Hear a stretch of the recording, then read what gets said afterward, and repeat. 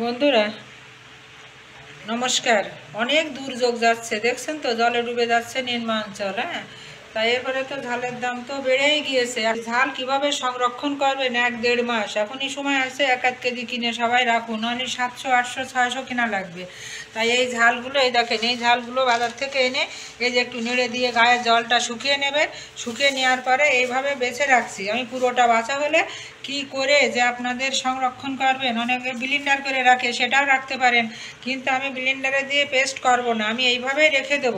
Minimum 1-1.5 মাস, 2 মাস পর্যন্ত আমি আপনাদের ঝাল রাখবে সেই পদ্ধতিটা আমি আপনাদের দেখানোর চেষ্টা করব। তো আমার এই ঝালের গাগুলো আরও ভালো করে গা শুকিয়ে যাক, আর এই বুঠাগুলো আমি সব পরিষ্কার করে সুন্দর করে ছাড়িয়ে নিয়ে পরে আপনাদের আমি দেখাবো যে কি করে আমি সেই সংরক্ষণটা করব। হ্যাঁ, আপাতত এই পর্যন্তই।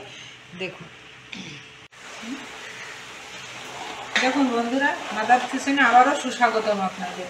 এই যে আমি ঝালগুলো এইভাবে করে রাখেছি, আর কিছুটাই দেখেন এই এক পদ্ধতিতে আমি সংরক্ষণ করলাম। এই দেখুন, এটা পেস্ট করেছি, এই যে ব্লেন্ডারে পেস্ট করে আপনারা এইভাবে এটা ডিপে রেখে দেবেন।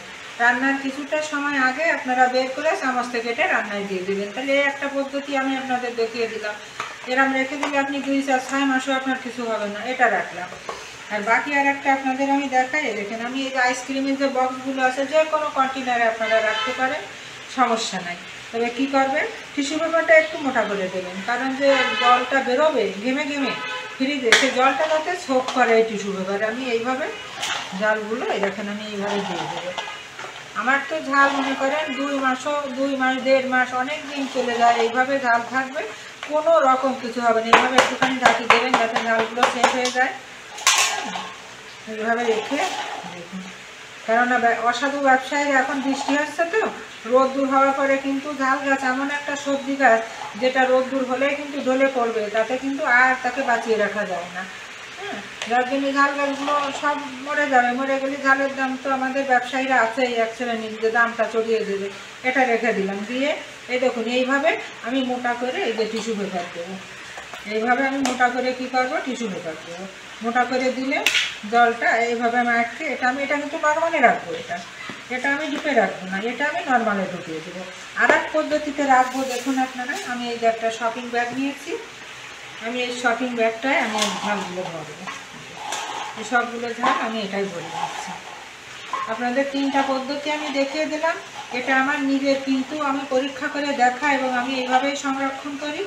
আমি আবার ভাপ দিয়েও রেখে দিই যে সমস্যা, জল যখন একটু লবণ দিয়ে জলটা ফুটবে, সেই সময় হবে কি, আপনারা মরিচগুলো দিয়ে দেবেন, দিয়ে একটুখানি গরম দিয়ে বুঝ করে ফুটে উঠলে আবার আপনারা বেচিংয়ে নিয়ে ঠান্ডা জলে ধোবেন।